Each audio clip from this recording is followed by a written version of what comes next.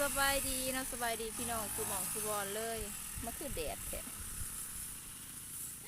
มื่อนี้เขาสู้นะให้นาหน้าคือเก่าคือเดิมเนาะหอดเวลาของการเก็บเกี่ยวเขาหน้าปีเนาะมื่อนี้เริ่มเกี่ยวเขาเนาะกำลังมีแดดเมื่อวานนี้มื่อนี้ก็เลยขึ้นเกี่ยวเต็มที่ได้สำไรเอาสำนันเนาะพี่น้องดูบรรยากาศของการเกี่ยวเขาสวยงามแดดส่องตาแผนกเกี่ยว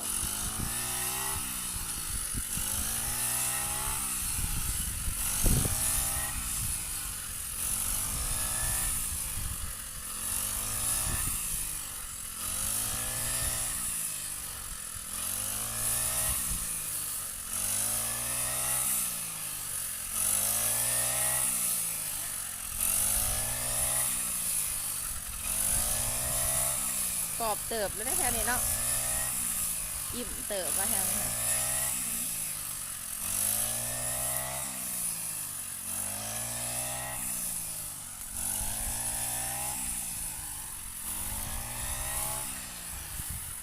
อันนั้นแผนกเก็บแมงมัน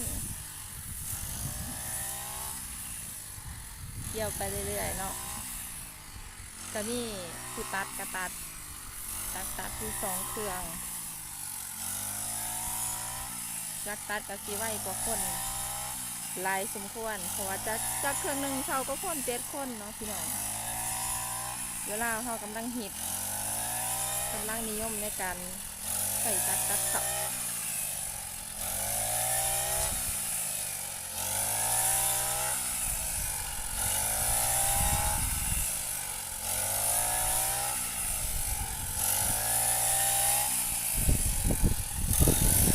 กำลังเรือง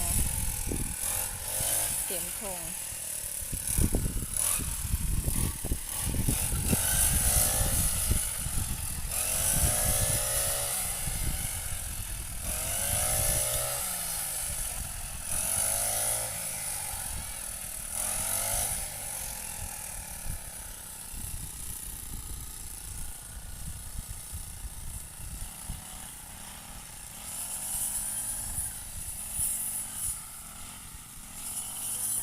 หมวกกระบอกใส่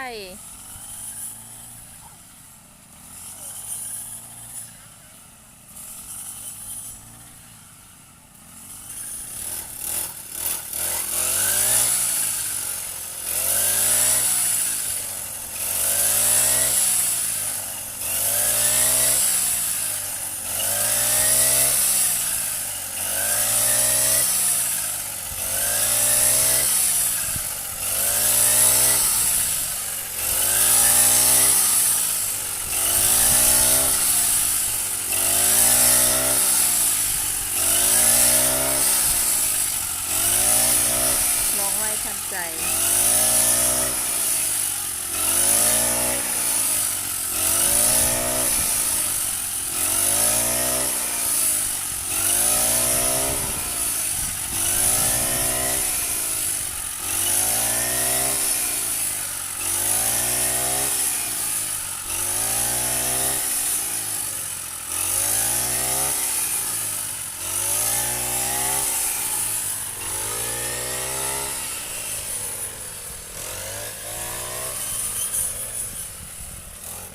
ได้ไล่บ่แมงมันนน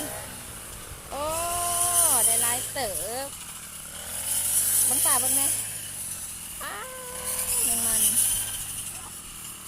มันจะตัวใหญ่ๆเนาะ